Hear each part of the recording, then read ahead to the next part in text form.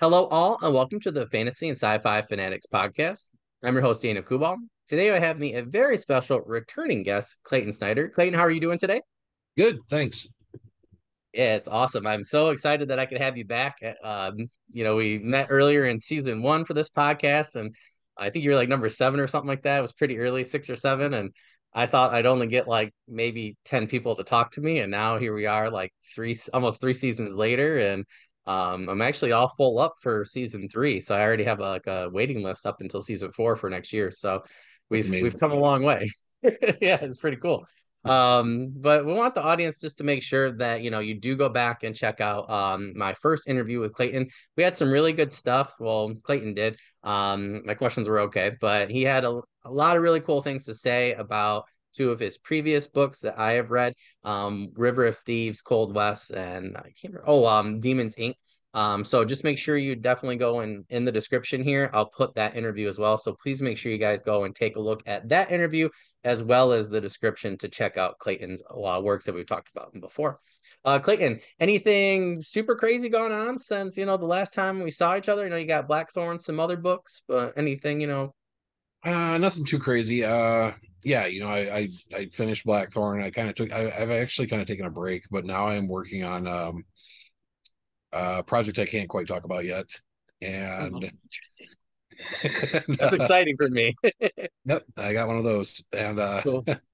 And I'm doing a bunch of research because I want to try my hand at either a heroic or an epic fantasy, which is new ground for me. Oh, that would be so cool. To actually write characters that aren't completely broken in some way is going to be new. So Well, those both of those things excites me a lot. That sounds really, really cool. I could definitely see your style of writing making that very unique and very exciting for the reader. So you already sold one there, so don't worry. awesome. It's awesome.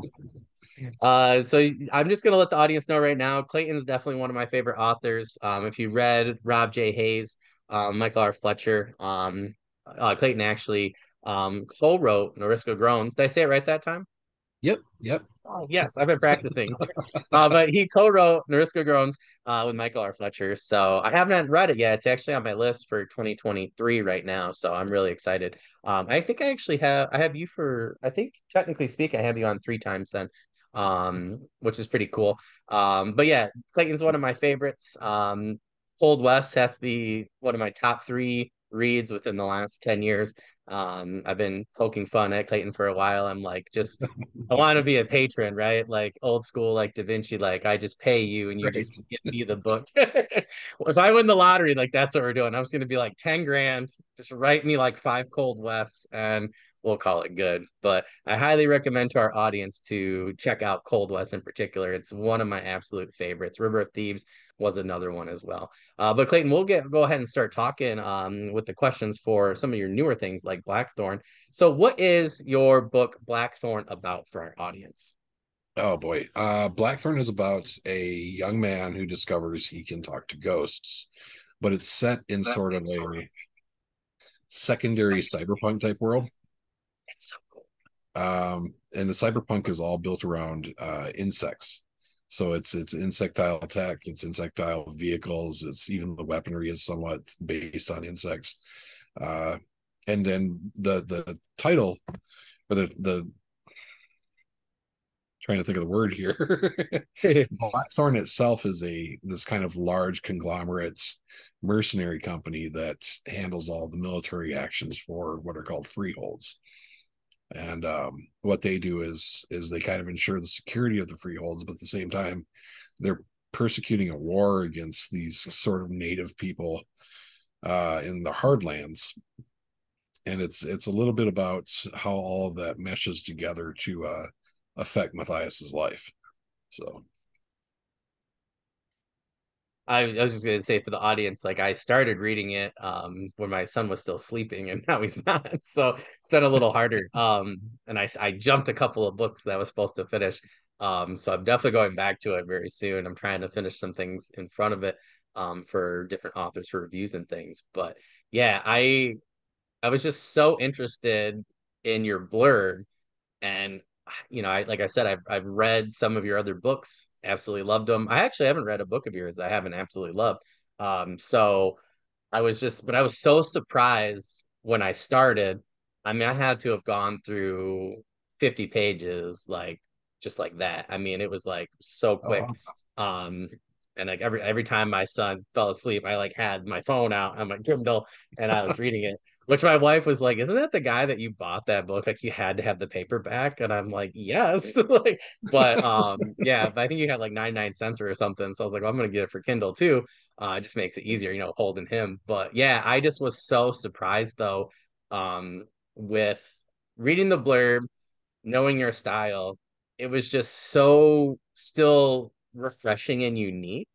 The different ideas like you just talked about, like they sounded so cool, but I was curious at how you were going to put them together. And I have to say, I was very pleasantly surprised, because it just felt like you talk about those, a couple different things, and you're like, yeah, you could get those together, but instead of gluing them together, I feel like you really seamlessly put them together in a very unique, like cyberpunk, you know, realm, like grimdark fantasy almost, where sci-fi and grimdark fantasy meet. I mean, it is very seamless, and it's just such a cool world that you built. So I guess my first follow-up question is, are you able to say, would you maybe consider writing another story or, yeah, book I actually, around it? I've had enough people ask now. I think at this point, I've been workshopping the idea for the second book. So, and it's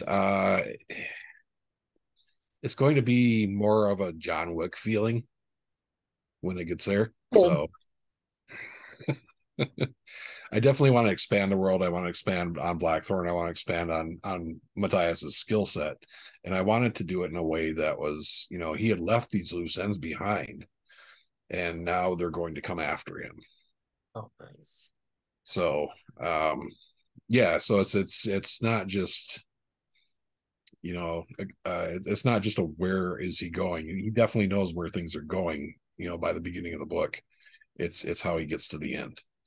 So That's awesome. Well, you know right what to say to this book nerd, I tell you. It brought in John Wick into this circumstance. Holy moly, that just like blew my mind to a lot of possibilities of things you can do. So, well, that's really awesome. It's super cool. I think anytime anybody throws John Wick at me, I'm like, yep, that's it. Particularly in a sci, because I always want to see that type of character, in a sci-fi or cyberpunk, type of setting.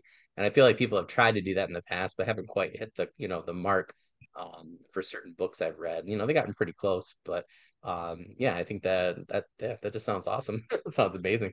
So for the second one there for number two, I'm really interested in this one personally as a writer. How did you come up with the idea of Blackthorn?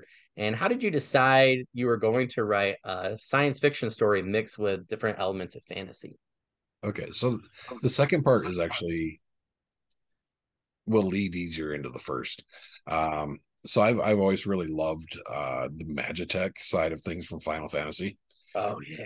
and I wanted to write something kind of based around that. And the Yeah. original idea for Blackthorn was based on kind of these classes of mercenaries called callers, and they could do different things, like they could call down mechs from like pocket dimensions and then hop into them, and that's how they would do combat. Um, you know, any individual mercenary could be worth an entire battalion of guys just being able to do that. Yeah, yeah. And it just kind of evolved from there. Um, I kind of kept the idea of the Magitech and I kept the idea of the mercenaries, but I wanted to do something bigger than what I originally had planned. And that's where the insectile stuff kind of came from. And I had smaller elements of it. And Fletcher was one of my first readers.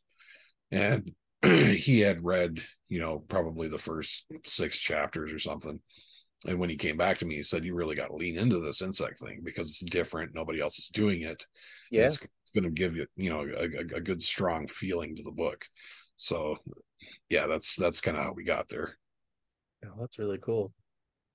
Well, I think I just want to bring up for our audience because so many people, they're like, oh, I want to do the popular thing.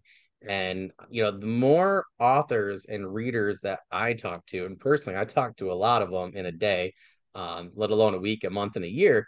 And what I'm hearing more and more, particularly with indie sci-fi, fantasy, cyberpunk, dystopian, whatever, is that people want more unique stories. And I think a lot of the I think I had a conversation privately with another author about this. I think a lot of it actually comes from Netflix's mold right now, and how, a lot of the, a good way to put it, a lot of the, like, I saw a movie that I liked was Ryan Reynolds, and I think the kid that's playing Percy Jackson on Disney Plus. Oh, sure. And yeah, Yeah. it's like the Adam Project or whatever. Yep.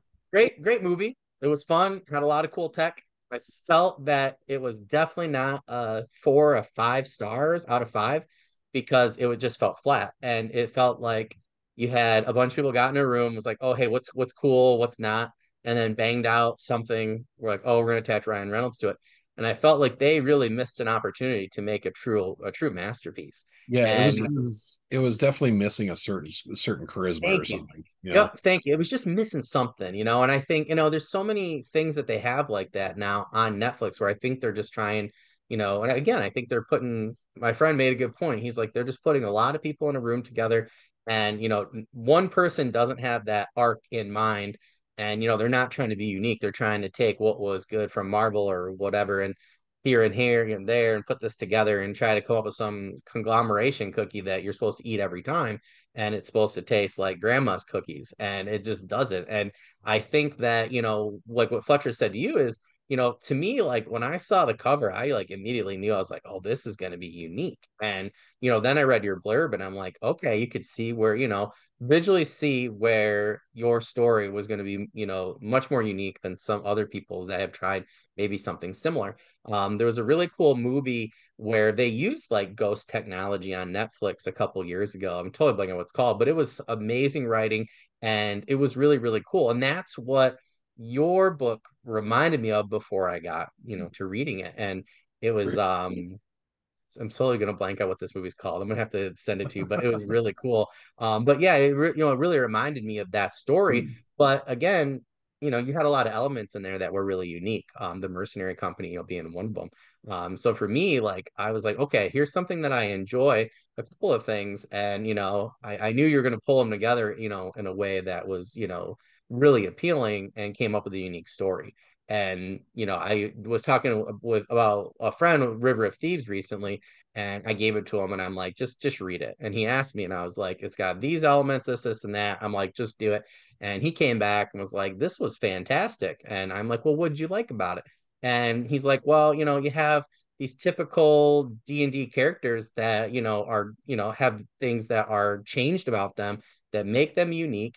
And he's like, I really liked how the story was told. He goes, and it wasn't like your typical, he's like, I felt like it was like a typical D&D story with thieves, but and heist, but it was brought up on its head to be something different. And I'm like, thank you. And I think personally, like more and more people like myself, we want those types of stories. And I think Fletcher had, a great point there, because I really am liking the insect and the tech part of it. To me, it's so cool. I'm like, my writer brain has been trying to take notes on, lean into my uniqueness more. And I Yeah, think yeah, that's and he your thing to is say. his thing is always he's always kind of banged on about find the thing that makes your story unique, Yep. or find something that nobody has done before, or something somebody has done before, but flip it on its head. Yep. And that's and you can see it in his work too, between Yep. Manifest Illusions or Blackstone Heart or any of those novels. He takes conventional fantasy stuff and he flips them, or he distorts them in such a way that they're impossible to look away from. They're incredibly interesting, Yeah. and that's it's great advice. Yeah. So I always think of Cameron's, Maleficent Seven. I mean, here you take these yeah. traditional characters, and you add a cool, unique aspect to it. And, I think that, yeah, I mean, I think, you guys are really good models for, being able to do that. And, people don't want to read the same old, like Warhammer is great, and I feel like, like Rob J. Hayes and I were just talking about that, because they're doing open submissions for Black Library. And I'm like, okay, well, what can I do to be unique, but still, follow these things in this world? So, Rob was giving me some tips and he's like, said the same thing as Michael pretty much. And he's like, hey, I just kind of lean into the things that make your, writing style or what you find interesting about that world. And, the use whatever these parts are and the rest will follow. So I think that's really great advice. Well, oh, I'm really, really enjoying your book. So I'm really anxious for this third question because I told you privately, right? I'm writing my own sci-fi novel. So I'm really Yeah. interested in this answer for this question from you. For that third one, when it comes to the sci-fi technology in your book, how did you come up with these ideas? A little bit of combination of everything. I grew up reading like William Gibson and Mhm. Stevenson, and so obviously the Alec George Effinger. All of those are fantastic base books for kind of future tech or for any of that stuff. But honestly, too, I've been working in tech for over 20 years. Yeah, So a lot of that is just kind of seeing how tech works, seeing the progression of it, and then kind of extrapolating from that. Hey, what would happen, 40, 50, 100 years from now, or what would happen if we used this as a power source instead, or any of those things. So it's interesting. Sorry, I'm writing that down because I'm definitely gonna because I was just trying. Well, it was funny that you said that, and it's so funny how when I talked about this with a friend of mine recently, who I talk about my writing questions and things and the things that I'm, struggling with. And I said sometimes I feel like doing these interviews is almost like serendipitous because that's one thing that I've struggled with recently and have been trying to ask myself, like with my mech like marine like guys, I'm like, okay, well, what sort of tech would be like what do we want to do today, to improve, our soldiers or, their ability to stay alive in these dangerous situations. And what if you have different alien species come in who are bigger, stronger, faster, and have more natural weapons than you, and how are you going to be able to do those things, and stay alive, or protect Earth or something like that. So I just think it's funny that you mentioned that because I was just trying to figure out ways to come up with those things. So I think you make a really good point about thinking about current tech, seeing how it works, and then kind of amplifying it from there. So well, and part of Blackthorn is building on, because it is insect based. Part of it is building on, what are an insect predator's natural weapons, or what are an insect that's cool. what are an insect's natural defenses and that sort of thing. And just like they all wear carapace armor because carapace is typically, at least in the Blackthorn world, it's acid proof. It's trying to the word, just it's ballistic resistant. It's Oh, it's all these things that allow them to survive better in the world. It's not necessarily magic proof, which is why the witches are such a foil to the soldiers. But mhm.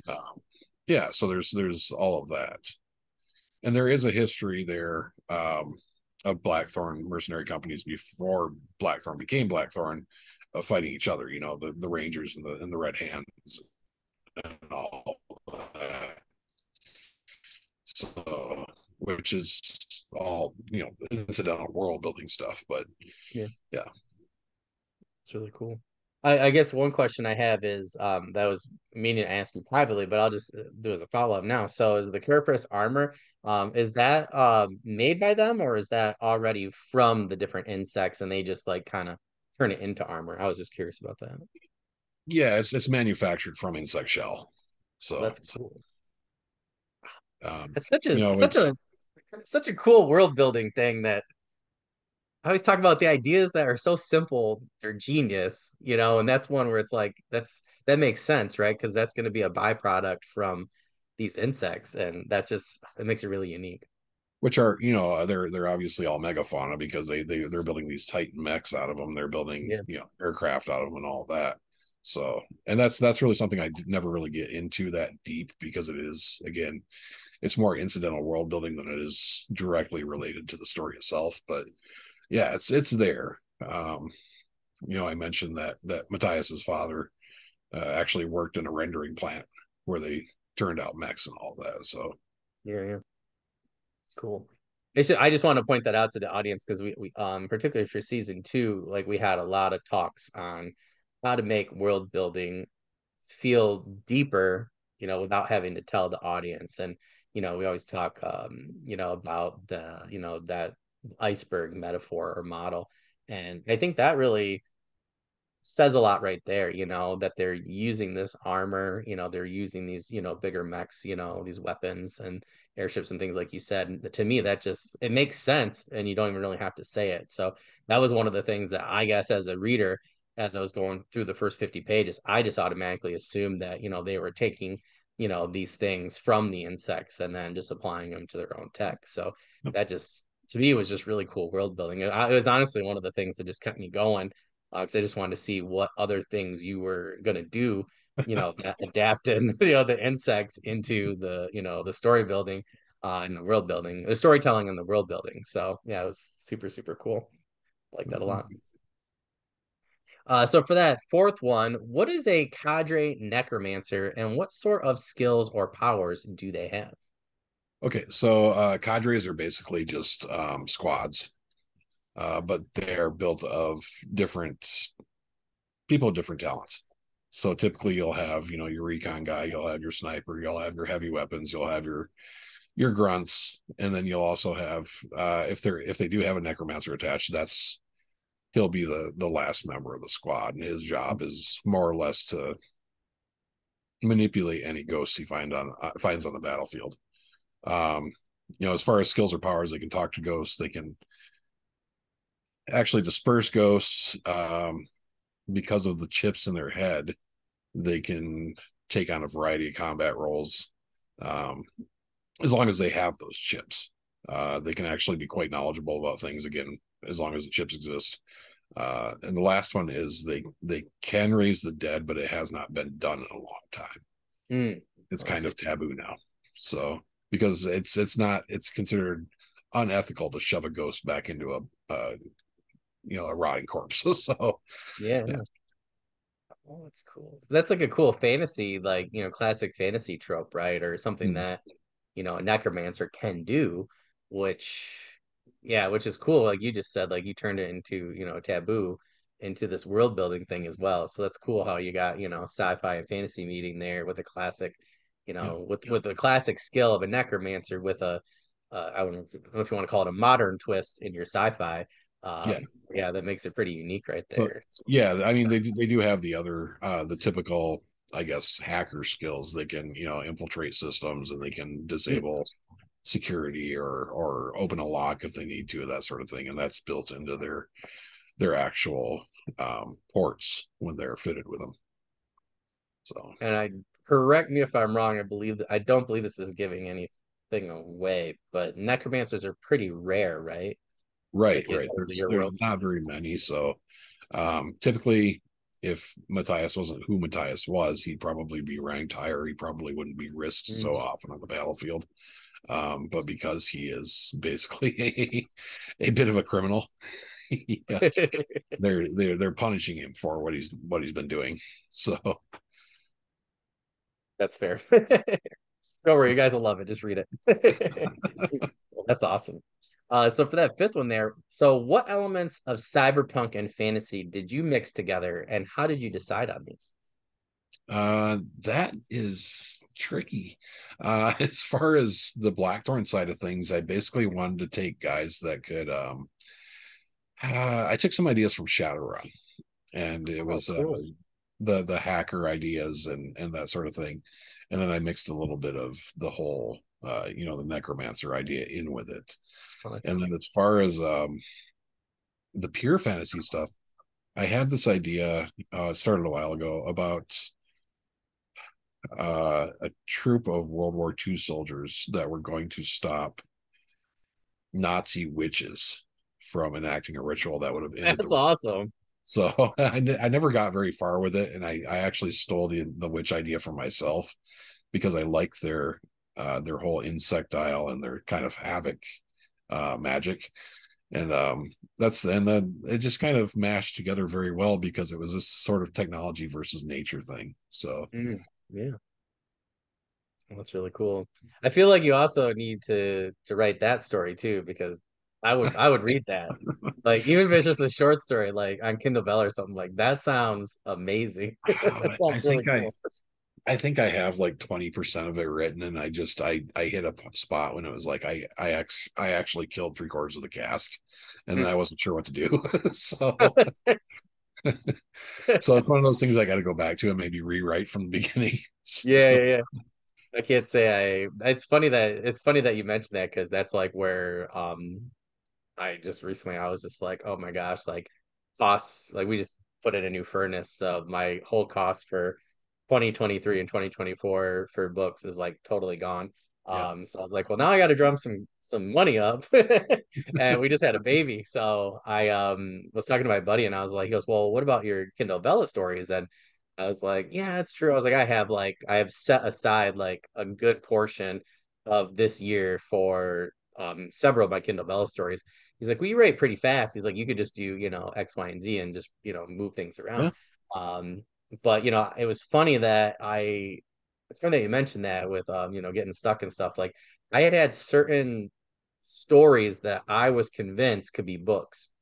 And now I'm convinced that they're actually episodic short stories that I can turn into anthologies or put on Kindle Vella first.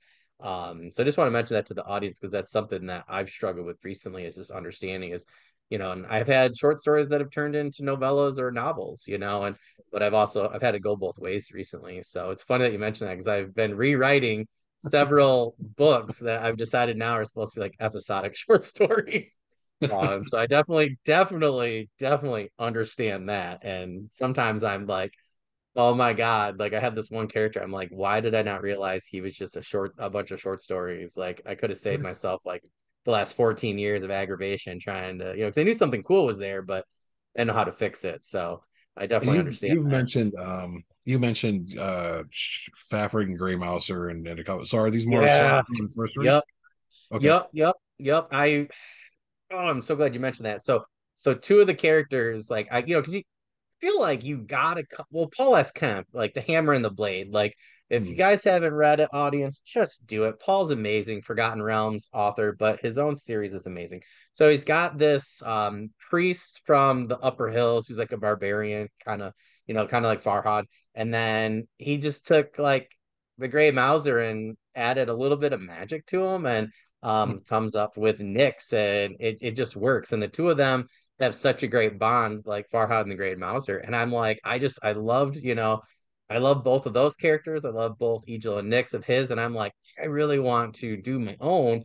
And I came up with a great story for it now for, the first like 12 episodes, quote unquote. I'm re-listening to Paul S. Kemp's Discourse in Steel, and Angel and Nyx have this thing happen to a friend of theirs, and then this thieves guild attacks them and tries to kill all of them because of what their friend knows. And they're like, sometimes they don't do the greatest things, but they're definitely like chaotic good like characters, and Sure. they go after the Thieves Guild, and it's a suicide mission. And I was just like, I've always loved that story in particular, and when you're back, it's classic, right? Heroes, like your back's against the wall, and Right. especially the bad, not bad characters, but the morally gray characters decide to take a stand. It's like, who doesn't love that, and Right. they do Yeah. something for the greater good, and I think that's Farhad and Gray Mauser, to a T. And yeah, I love that. So I got these two characters, and it took me a while to figure them out, but I think you'll really like them, and I think the audience will.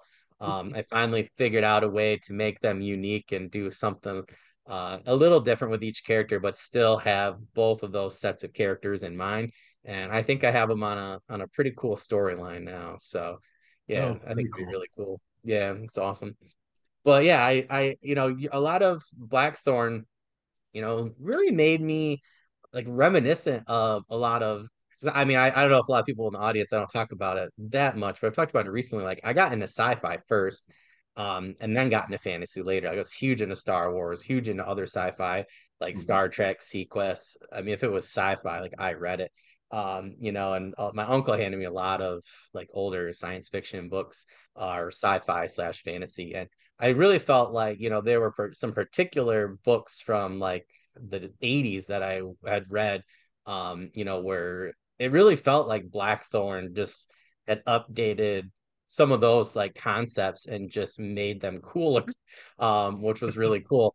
And yeah, but it felt like, I guess for the audience, I'm trying to say is like it felt like science fiction or cyberpunk, like it kind of made me feel like home in the genre again of like science fiction, if you want to put it in that realm, or cyberpunk, Very which cool. I have really been struggling with over the last couple of years. Like I've tried to go back and read some of like Larry Niven and stuff like that, but it just wasn't what I was craving. And Have you Blackthorn read has been. So have you read Stormblood? you know what? No, and I'm gonna have to get it now because you're like the third person to mention Stormblood to me in It's like the so last good. 3 weeks. So Oh, it's uh, so good. have to check that out. Yeah, it's just this is why I like indie fantasy, sci-fi, just indie writing in particular, because I feel like, again, traditional markets, I feel like, they have to market the book and sometimes write the book in particular, a certain way. And I don't know if, you know, I feel like certain publishing companies wouldn't have let you do certain things, Oh with yeah. your book. And those are things that I crave though. Like I like Clayton Snyder's version or style of writing with these different things. Cold West was the one in particular. I was like, holy crap, this is so cool. Where you mix like Western, sci-fi, and fantasy all in one and made such a cool world. And, I just think that, it is a shame at times that, I try to tell people all the time, I'm like, hey, you should read Clayton. Hey, you should read this, and I think you guys are coming up with just some absolutely amazing ideas. And for me, like that's Blackthorn. I'm really, really enjoying it. I mean, I wasn't surprised because I've enjoyed everything I've read of yours, but it was, like I said, it pulled me back and got me interested in the sci-fi genre again. And I think that really kind of led me into being able to open up to my own idea because I actually read your first chapter. Just so you know, I read your first chapter and then that's when my idea struck, where my wife got me one of the cooler Joy Toy Warhammer Oh, awesome. figures. Yeah, Yeah, so between your first chapter and this figure coming, it blew my mind, and that's when I started to write my Mech Warriors book, sort of my first sci-fi book. So thank very you cool. for for helping me out there. Very So cool. it definitely sparked my interest. So if you guys are looking for something, within those genres that blurs and captures your imagination, I would highly recommend Blackthorn here. So for that sixth question, where did the ghost idea come from, and how did you decide their part within your world building? A little bit of two things. The original story with the Met Callers and all that was going to end with Matthias bringing up a sea of ghosts to take out the antagonist. Um, Obviously, that isn't something that ends up really happening. But I wanted to work in a world where there had been so much combat, so much death, and so much just kind of trauma that these ghosts really don't have anywhere else to go. They're tied to the earth Mm, because of their trauma. So mm, and it's doubly so in Blackthorn itself in the barracks. I mean, the training these guys go through is so violent, so vicious that it's inevitable that some of them are going to die and leave behind, yeah. spirit. So Hmm. So, yeah, I feel like I guess the best way I tried to explain to my friend like River of Thieves and Cold West was like, he asked me about your style of writing, and I feel like you just like made a good example of what I was explaining to him. And I'm jealous of you for this because I'm trying to get better at this myself with world building.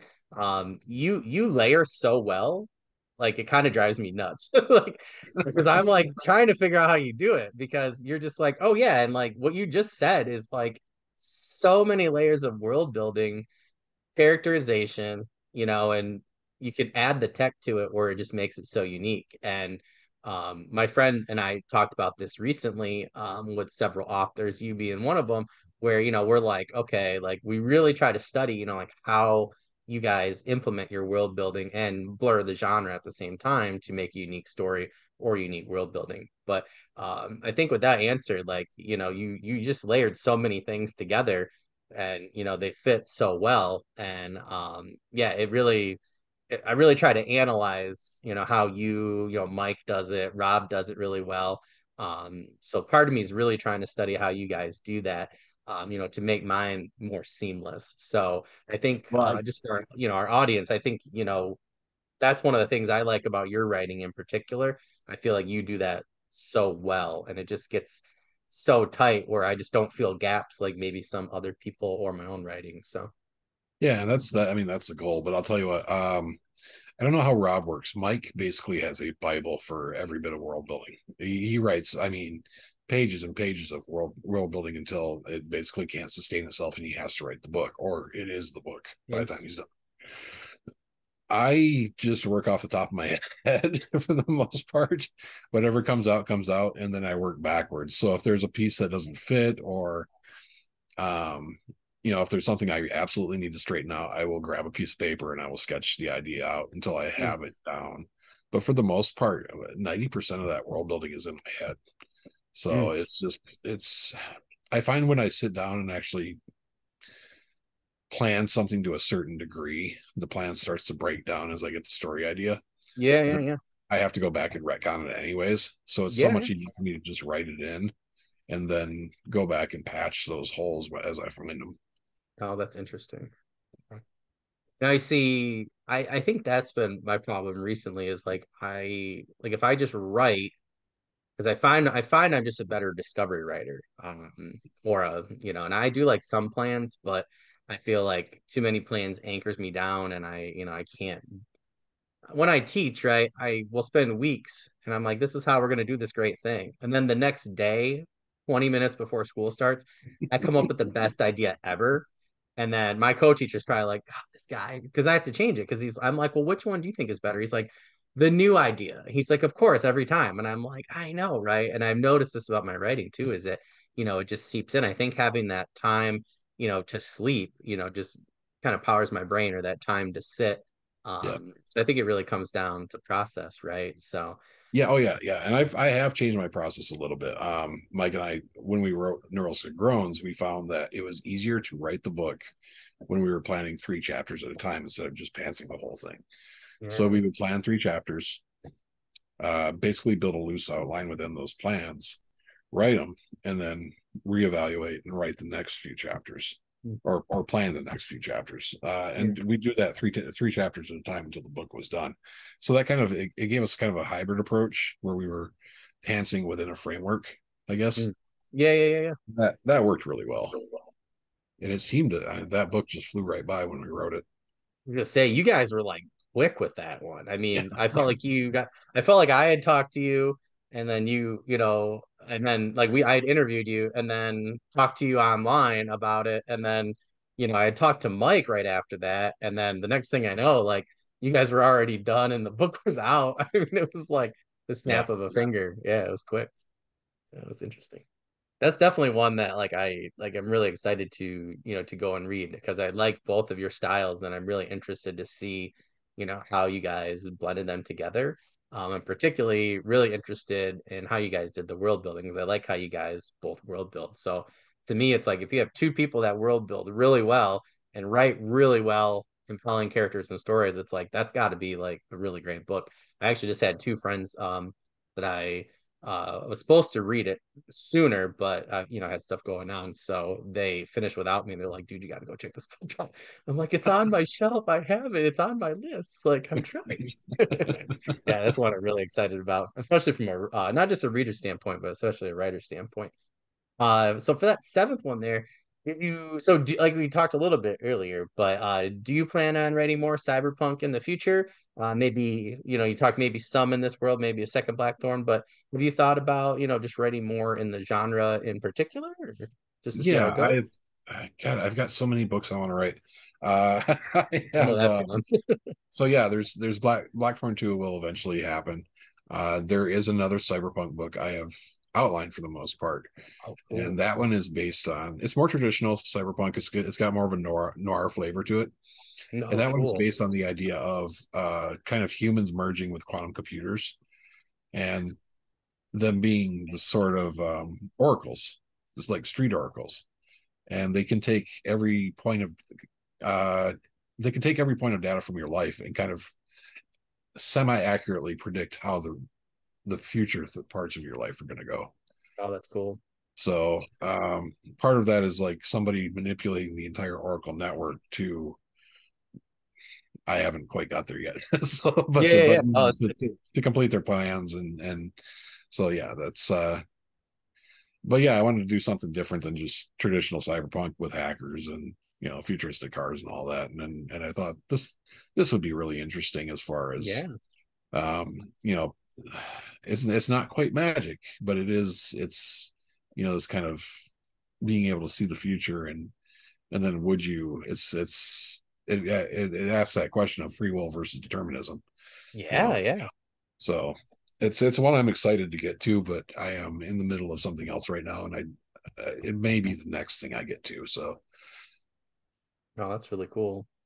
I'm just trying to make a list, like a shopping list right now. So you sold me a Blackthorn 2, an Oracle book, Cold West 2, of course, 3, Cold West 4, Cold West 5. Your Nazi hunting witch story. yeah, Uh, just making sure I got it down. I'm gonna need oh, another there's job some for all stuff. these books. There's Yeah. some stuff.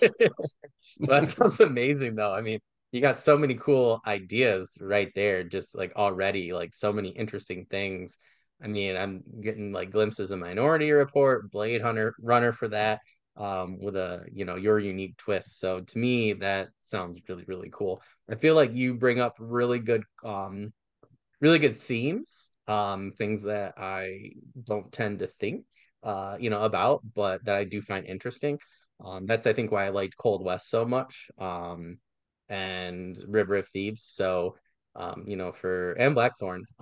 So for your other cyberpunk, to me, like that makes me really excited to see what other themes and questions that you ask, and some of those sci-fi aspects, those questions that you want to bring up, would you or wouldn't you in that circumstance? To me, that sounds really, really cool. So, Right, yep, we sold another one. You just let me know, and I'll give you my credit card information, and we'll just go from there. right. Well, it's funny because I did have that conversation recently with a friend. Because I just my friends and I in this like one chat, like we just talk a lot about like like I teach history, so and I Okay. was doing some Renaissance lessons recently for tutoring.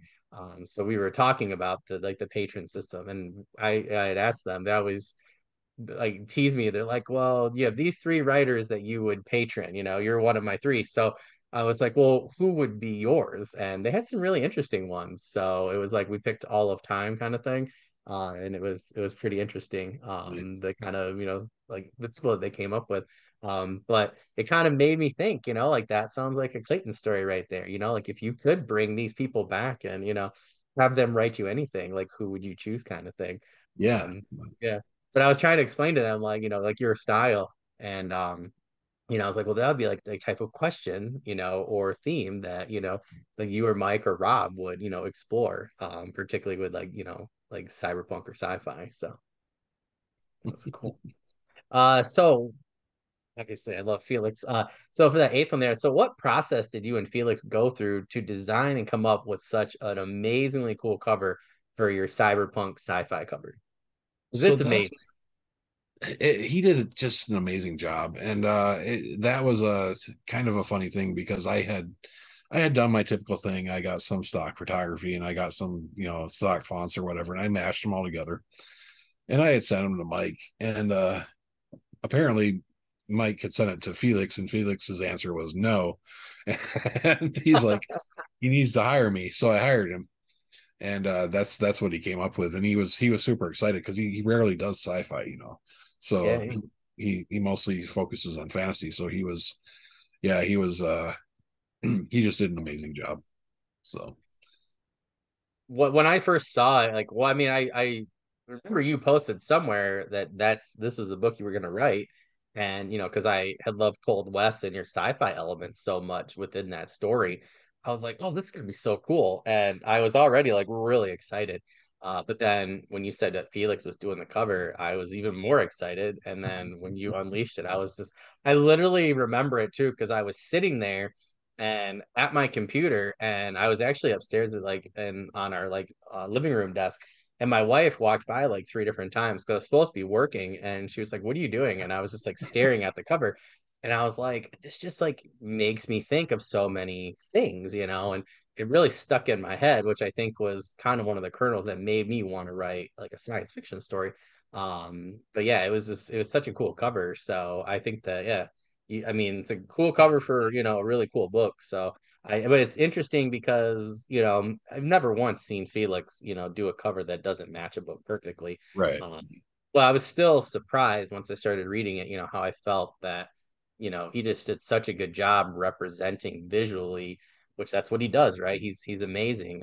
He's Yep. my number one favorite, you know, because he's able to do that. But I was still so surprised that he was able to match, you know, your style, your writing style so well, but then, you know, there's several other covers he's done recently, you know, for some of my friends now, and it's just it amazes me what he's able to do. It's like, you know, he just matches everybody's style so well. It's crazy to me. Well, I I always do tease him. I always tease him about it. I'm like, dude, you got to save some talent for the rest of us, right. Felix.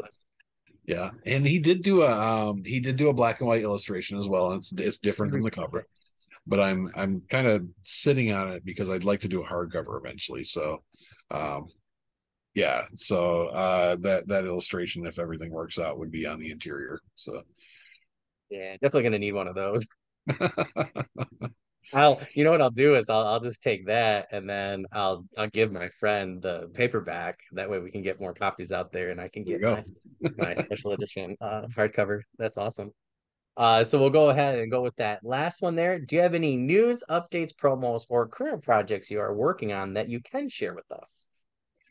Other than the cyberpunk novel and Secret project, right? the secret project, and that secret project is actually with Fletcher. So, um, Oh man, Clayton. Now I'm not gonna sleep tonight. I'm gonna be like sitting there in my bed, like wondering, like, what are they all I working can tell you right now is that it's at about we are at about 90,000 words, so we are approaching the end point. Um, I think we've probably got another 30 or 40 to go, and then we'll be ready for editing and all that. But on? Oh, that's exciting. it's shaping up fairly well, and yeah, so that's what we got going on right now. Oh, that's awesome. That's really cool. That's really exciting. I love when I get, you know, somebody on like yourself who've had on before who's got a secret project, but it's also have Fletcher in it too. Like that's two alumni there, so that's just like really exciting. So, well, that's awesome. Well, Clayton, thank you so much for coming on again. It's always a pleasure talking to you, you know, online or, you know, here on Zoom. If there's anything, you know, at all I can do to help you out with Blackthorn, get it out there. Like I said, please make sure, you know, you use the Facebook group as much as possible to get it out there. Tag me, send me whatever, email me whatever, and I will keep trying to get everybody in the world to read Cold West. That way you're forced to write me 4 or 5 more in a row. Oh boy. Hashtag not sorry. At least do one more. Yeah, but I do have some reviews for you that will be coming up. Blackthorn, I'm going back doing a Cold West review. Going back with Demons Inc. and River of Thieves. Just so you know, so before those, actually, by the time this comes out after Labor Day weekend, you're our first one. Those reviews will already be out. So I will share those with you ahead of time. But I just want the audience to make sure you go back and check those out here in the description. Please make sure you're checking out Clayton's books and his socials in the description. You will not be sorry getting any of his books, reading them. Just make sure, as always, you guys are reviewing the products from any of our authors, artists, cosplayers, blacksmiths we'll have on by now, which would be kind of cool. So that's going to be our main focus again for season 3. Clayton, thank you so much. You know, I hope you guys have a great rest of the evening. And as usual, I look to, you know, forward to talking on social media, my friend. Yeah, thanks for having me on. Yeah, anytime, anytime. Hopefully we'll get you and Fletcher on in the future, do a co-author episode or something like that. So that'd be really cool. Yeah, that'd be fantastic. Cool. Well, you have a good rest of the night, buddy, and I will talk to you later. All right, you too. Yeah.